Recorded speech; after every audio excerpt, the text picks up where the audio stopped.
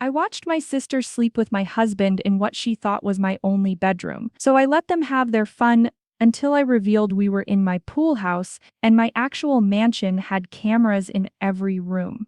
The moment Victoria stepped out of her white Mercedes, I knew this visit would end badly. My older sister had that look on her face, the one that said she'd already won whatever competition she'd invented in her head. Sophie, she air-kissed me while eyeing the modest 800-square-foot structure behind me.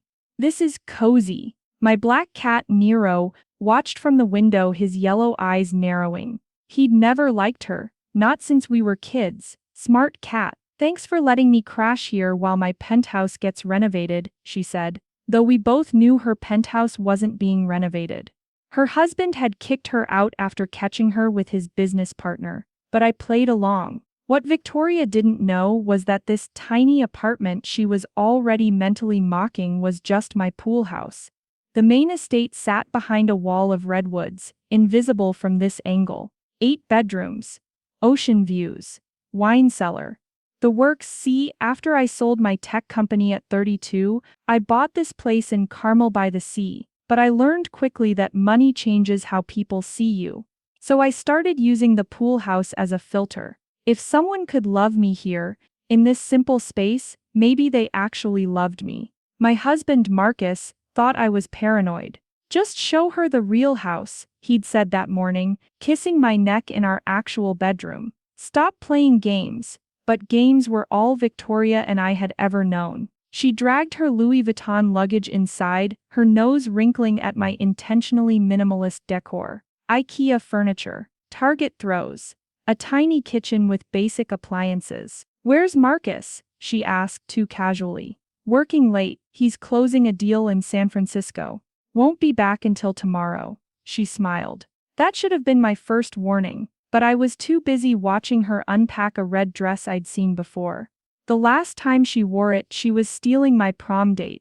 That evening, Victoria opened my wine fridge and laughed. Barefoot? Seriously, Sophie? I thought Marcus was some hotshot investor. I shrugged, pouring the cheap Moscato into plastic cups. We're simple people. She studied me over her drink. You've changed. You used to have ambition. Ambition, right. Like when I was building the app that would eventually sell for $80 million while she was busy becoming an Instagram influencer with fake followers. Tell me about the renovation, I said, deflecting. She launched into an elaborate lie about marble countertops and Italian fixtures. I nodded along, noticing how she kept checking her phone. Around 10 she claimed exhaustion and headed to the guest room, but she wasn't tired. At 11:47 p.m., I heard a car engine. Marcus was home early. Strange since his meeting wasn't until tomorrow. I started to get up, but then I heard something that made my blood freeze. Victoria's laugh.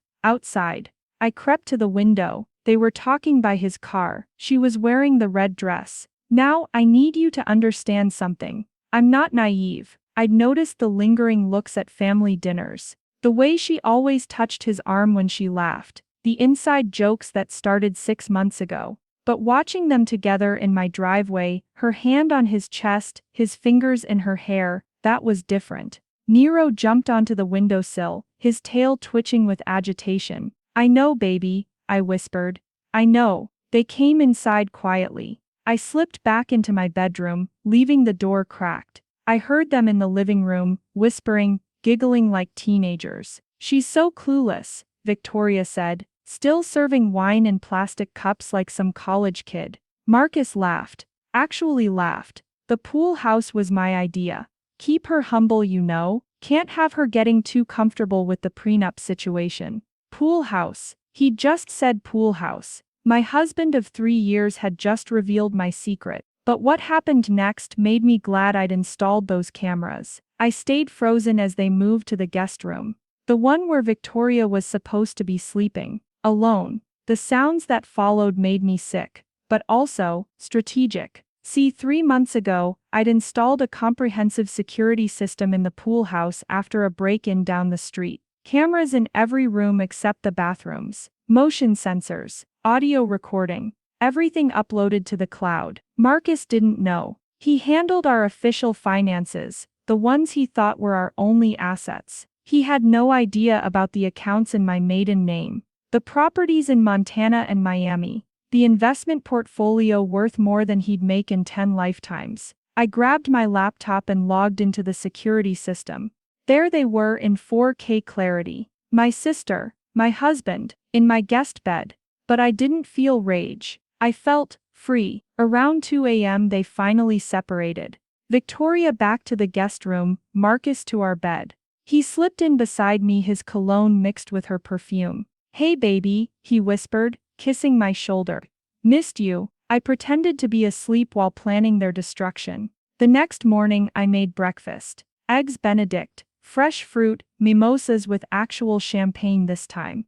Victoria emerged looking satisfied, Marcus playing the dutiful husband. "Sleep well?" I asked her. "Like a baby. This place is so quiet." Marcus choked on his coffee. I smiled. "Actually, I've been thinking. Why don't you extend your stay? A week? 2 weeks?" Victoria's eyes lit up. "Really? Of course. Family is everything." Marcus shot me a look of panic. "Honey, don't you think?" "No. I insist. In fact, let's have a dinner party tomorrow night. Celebrate family." What they didn't know was that I'd already invited someone else. Someone Victoria hadn't seen in 5 years. Her ex-husband, David. David arrived the next evening, looking better than ever. Investment banking had been good to him. The divorce from Victoria, even better. "Sophie," he kissed my cheek warmly. "Thanks for reaching out. I was surprised to hear from you. Wait until you see why I called." Victoria's face when she saw him was priceless. Pure shock morphing into fury, then forced politeness. Marcus looked confused, then concerned. The other guests, mostly neighbors who'd only seen the pool house, mingled obliviously. "David," Victoria managed. "What are you doing here?" "Sophie invited me. Said it was important." I clinked my glass.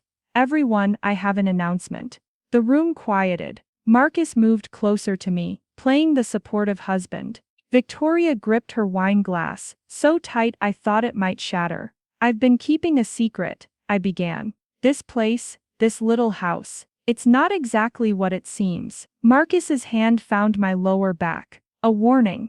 You see, when you really love someone, you want to know if they love you for you, not for what you have." I walked to the window, gesturing outside. "This is actually just the pool house." The lights I'd installed earlier illuminated the path through the redwoods. The main house, all 12,000 square feet of it, glowed like a lighthouse against the evening sky. "Gas." Murmurs. Victoria's wine glass did shatter. 18 months ago, I continued, I decided to test the people in my life. To see who would treat me the same, whether I lived in a pool house or a palace. David started laughing. Deep, genuine laughter. "That's why you had me parked down the street." Marcus's hand dropped from my back. "Some people pass the test," I said, smiling at my elderly neighbor Mrs. Chen, who'd brought me cookies every week regardless. "Others," I pulled out my phone, connecting it to the TV. "Others failed spectacularly." The first video started playing. My sister's voice filled the room. "She's so pathetic, Marcus. After tonight we should tell her about us." The room erupted. Victoria lunged for my phone. Marcus tried to disconnect the TV. David stood there watching his ex-wife with a satisfaction that was almost sexual. The neighbors scrambled for the door, desperate to escape but unable to look away. The video kept playing. Marcus in the guest bed, telling my sister how he'd convinced me to sign a prenup that would leave me with nothing if I cheated. How he'd been moving money offshore. How the pool house would be all I'd have left when he was done.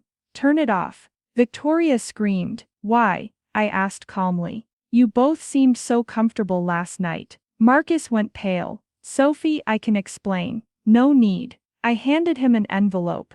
"Divorce papers. Already signed by me. The prenup is void, by the way. Adultery clause. You should have read the fine print. You manipulative." Victoria started. "Bitch," I finished. "Maybe. But I'm a rich bitch who owns everything you're standing on. And you have exactly 10 minutes to get out." David stepped forward. "Actually, Sophie, if I may?" He turned to Victoria. "Remember that little investment account you emptied during our divorce? The one you said didn't exist?" She froze. Turns out the IRS is very interested in hidden assets, especially when they receive detailed documentation. Victoria's face crumpled. For the first time in our lives, she had nothing to say. Marcus tried one last time. The business, Sophie. I'll ruin you. I laughed. What business? The one I sold before we met. Or the new one registered in my LLC that you don't even know about. Nero chose that moment to walk in,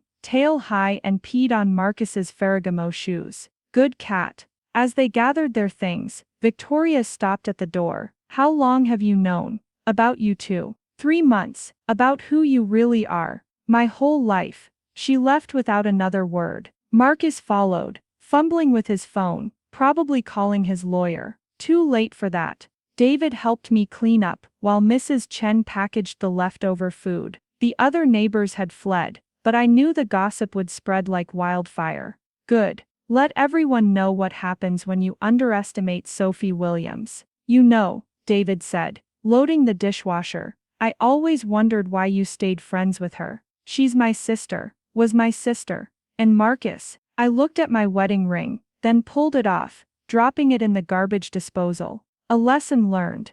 2 weeks later, I got a call from Victoria. She was pregnant, and Marcus wasn't the father. I never did move into the main house full-time. Strange, right? After all that drama, you'd think I'd want to lord it over everyone from my mansion on the hill. But the truth is, I liked my pool house. It was simple, clean, real. The main house became something else. A shelter for women leaving abusive relationships. They could stay as long as they needed. No questions asked. The irony of my sister's fake renovation story wasn't lost on me. This was a real renovation, just not the kind she'd imagined. Marcus tried to fight the divorce, but the videos were damning. He ended up with less than nothing after the forensic accountants found his hidden accounts. Last I heard, he was living with his mother in Fresno. Victoria's pregnancy turned out to be real. The father was one of Marcus's business partners, because of course it was. She kept the baby,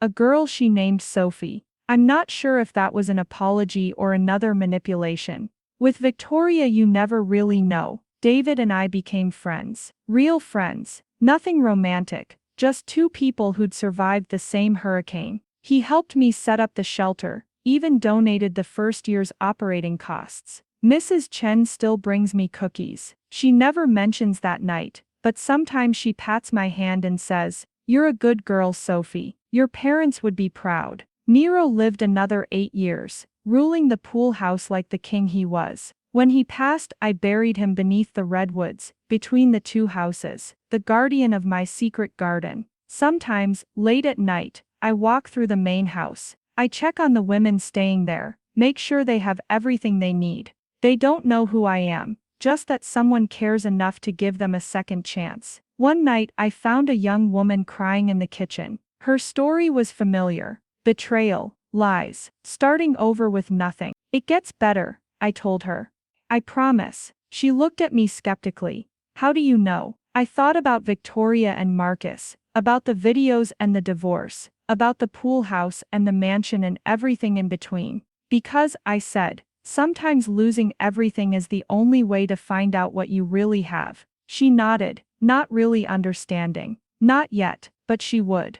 They always do. So let me ask you something, and be honest in the comments. Would you have exposed them publicly like I did, or handled it quietly? And here's the real question. Was I wrong to test people with the pool house in the first place? Because here's what I learned. Everyone wears masks. The trick isn't finding people without masks. It's finding people whose masks you can live with. And sometimes, just sometimes, the best revenge isn't destroying someone. It's letting them destroy themselves, while you watch from your pool house, your cat in your lap, knowing that tomorrow you'll wake up in a bed they'll never sleep in again. Comment below if you think Victoria deserved worse, or if I went too far. And don't forget to subscribe, if you want to hear what happened when she brought baby Sophie to meet me. That's a whole other story.